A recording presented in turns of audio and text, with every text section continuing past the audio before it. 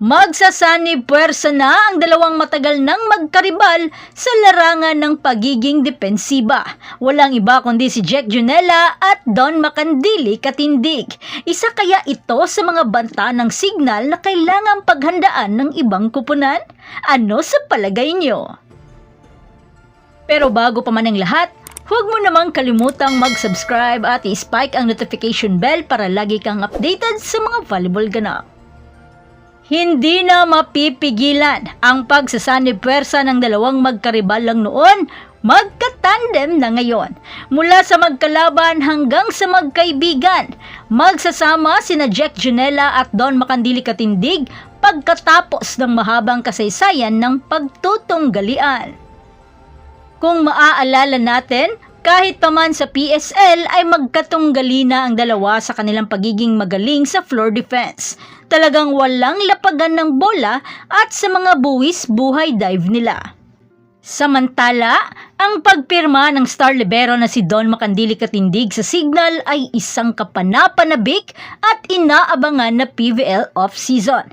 Isa sa mga pinaka-high profile na paglilipat sa pagpasok ng 2024. Ang paglipat ay nagbigay daan din sa dalawang matagal ng karibal na ngayon ay matinding sanib puwersa para sa dalawang libero sa HD Spikers.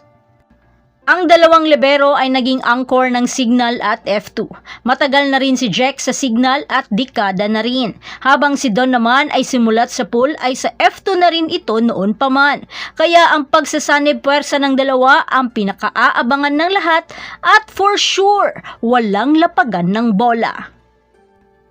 Pero ang pagsasanib puwersa nilang dalawa ang pinagpasalamat ng sobra ni Jek Junela. Dahil hindi na ito kailangan paghandaan pa. Dahil hindi niya kailangan talunin si Don sa isang laro kahit minsan. Actually, before pa talaga na-excite ako at saka na-inspire ako kapag kalaban ko talaga si Don. Parang, uy, bakit siya kaya niya? Dapat kaya ko rin. Dapat ganun yung naging mindset ko. Isa rin siya sa naging inspirasyon ko sa buong karir ko kaya I'm very thankful na ngayon teammate na kami. Hindi ako medyo mahihirapan makipag-compete sa kanya. Bagamat iisa na lang silang sinusuot na jersey, pero hindi tumitigil doon ang kompetensya sa dalawa.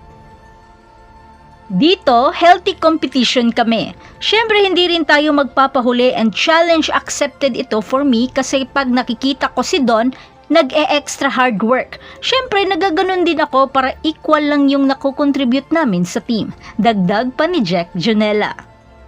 Pero syempre, kahit sino man ang gamitin sa dalawa, ang importante ay maitawid ng dalawang defensive specialist ang bola sa setter at mai-receive ng maayos ang bola para sa kupunan. Kilala din ng dalawa sa kanilang mga buwis buhay dive. Kailanganin man ako, nandito lang ako. Backup ako ni Don at suportahan ko siya. Suportahan kaming dalawa. Saad ito ni Jek Junela.